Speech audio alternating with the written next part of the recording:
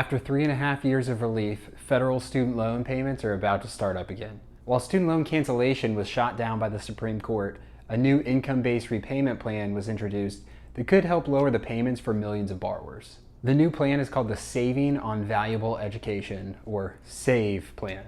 And today we're going to go over the 5 most important things you should know about this plan.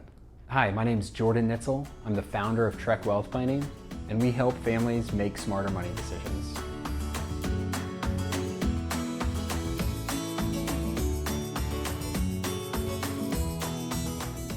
The SAVE plan is replacing the old Repayment plan for federal student loan borrowers only. This is not available for private student loans. The first big change on this plan compared to the old plans such as Repayment is that more of your income is exempt from the calculation for figuring out your monthly payment. The monthly payment is based on what the government calls your discretionary income. Under the old plans, discretionary income started at 150% of the federal poverty level. So for example, the poverty level for a household of 4 in most states is $30,000 this year. Under the old plans then, 150% of $30,000 or $45,000 is exempt or ignored in figuring out how much your discretionary income is. Under the new plan though, the exempt amount increases from 150% to 225%. So that same family of 4 would have $67,500 exempt from figuring out their student loan payment. That's a big difference that could significantly lower this family's student loan payment.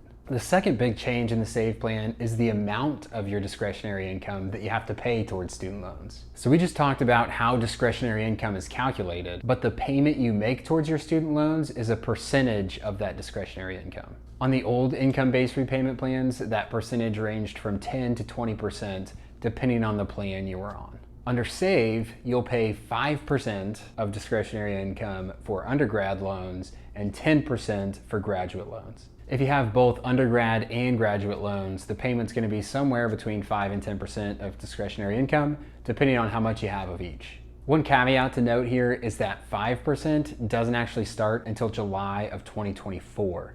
Until then, it's just going to be a straight 10% on both undergrad and graduate loans. The third change with the SAVE plan is that interest does not capitalize. Now, what does that mean? It means that if your income-based payment is not enough to cover whatever the interest portion of that payment would have been, that unpaid interest is not going to increase the balance of your loan. So basically, as long as you're making your required monthly payments, your loan balance isn't going to increase due to unpaid interest, even if your required monthly payment is $0.